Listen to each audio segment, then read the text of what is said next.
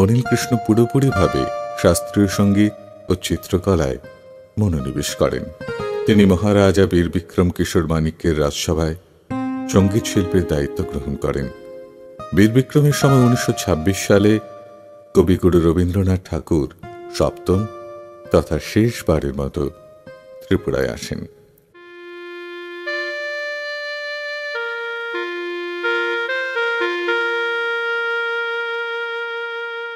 অনিল কৃষ্ণ একদিকে বীর বিক্রমের সেতার শিক্ষক, রাজদরবারের সঙ্গীত আসরের আয়োজক, অন্যদিকে মার্গ সঙ্গীতকে রাজঘরানা মুক্ত করার প্রয়াসী। ভারতীয় মার্গ সঙ্গীতকে জনসাধারণের কাছে পৌঁছে দেওয়ার লক্ষ্যে অনিল কৃষ্ণ 1926 সালে ত্রিপুর ঐকতান বাদন সমিতি নামে একটি সঙ্গীত প্রতিষ্ঠান স্থাপন করেন।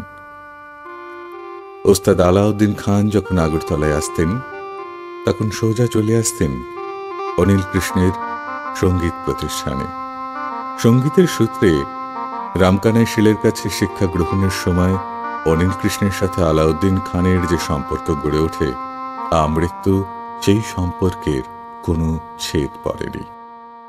দুজনের পরিচয় মূলত রামকানাই শীলের বাড়িতেই হয় এবং সেটা হয় অনিল কৃষ্ণ দেববর্মন যখন কিশোর অবস্থায় ছিলেন। এই রামকানাই শীলের কাছেই এই আক্ষরিক অর্থে আমাদের সঙ্গীতাচার্য অনিল কৃষ্ণ দেববর্মন সঙ্গীতের প্রাথমিক তালিম নেন এবং এই রামকানাই শীলের কাছে দুজনেই যেতেন, উস্তাদ আলাউদ্দিন খান এবং অনিল কৃষ্ণ ঠাকুর।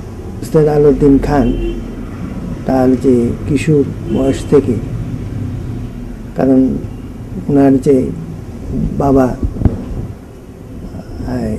সদু মিয়া তার এক ব্যান্ড পার্টি ছিল, সেই ব্যান্ড পার্টি এক সময়ে ত্রিপুরার রাজ পরিবার এবং আশেপাশের অন্যান্য এখানের যে অভিজাত পরিবারে নানান সামাজিক অনুষ্ঠানে সদু মিয়ার ব্যান্ড পার্টি অংশগ্রহণ করতেন এবং সেই পার্টিকে ডাকা হতো, ব্রাহ্মণবাড়িয়া থেকে আসতো সেই পার্টি। তো সঙ্গে আলাউদ্দিন খানও আসতেন। এই হিসেবে এখানকার যে সঙ্গীতের পরিবেশ এ সম্পর্কে ওনার একটা আগ্রহ ছিল।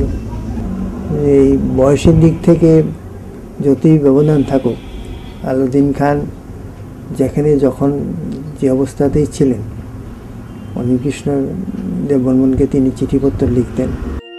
শাস্ত্রীয় সঙ্গীতে অনিল কৃষ্ণের একটি রেকর্ড কলকাতার তাজমহল গ্রামোফোন কোম্পানির ব্যানারে প্রকাশিত হয়।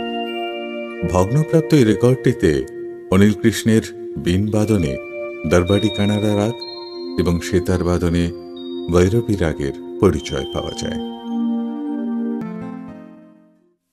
অনিল কৃষ্ণের আরও একটি বড় গুণ ছিল, তিনি সেতার, সরোদ, এসরাজ ও সুরবাহার এসব যন্ত্রগুলি অনায়াসে তৈরি করতে পারতেন। অনিল কৃষ্ণের তৈরি একটি এসরাজ রাজকুমারী কোমলপ্রভা দেবী অনিল কৃষ্ণের ভ্রাতা চিত্রশিল্পী ধীরেন্দ্র কৃষ্ণ দেববর্মনকে উপহার দেন।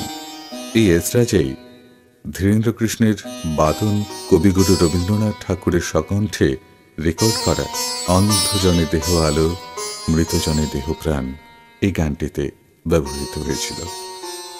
এবং সেই এসরাজটি তিনি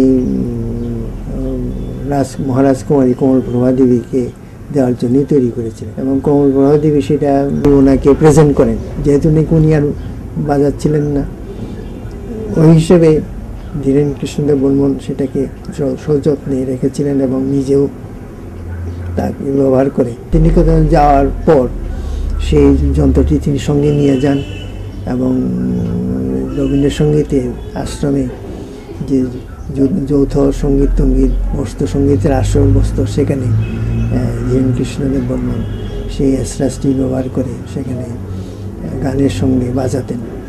এবং রবি ঠাকুরের যে রেকর্ডটি রয়েছে অন্ধজনে দেহ আলো, 9 জানুয়ারি 1944 খ্রিস্টাব্দে সঙ্গীত আচার্য অনিল কৃষ্ণ দেববর্মন মাত্র 43 বছর বয়সে পরলোক গমন করেন। মৃত্যুকালে রেখে যান স্ত্রী প্রফুল্লবালা দেবী, 5 পুত্র চলিল কৃষ্ণ, উৎপল কৃষ্ণ, প্রাঞ্জল কৃষ্ণ, সজল কৃষ্ণ, ধবল কৃষ্ণ এবং 2 কন্যা উমা ও সুরমা দেবীকে। পারিবারিক সূত্রে জানা যায়, অনিল কৃষ্ণের মৃত্যুতে আলাউদ্দিন গভীর শোকাহত হয়ে পড়েন। যে আলাউদ্দিনকে সঙ্গীত ছাড়া এক মুহূর্ত কল্পনা করা যায় না, সেই আলাউদ্দিন 3 দিন সঙ্গীত চর্চা থেকে সম্পূর্ণ বিরত ছিলেন।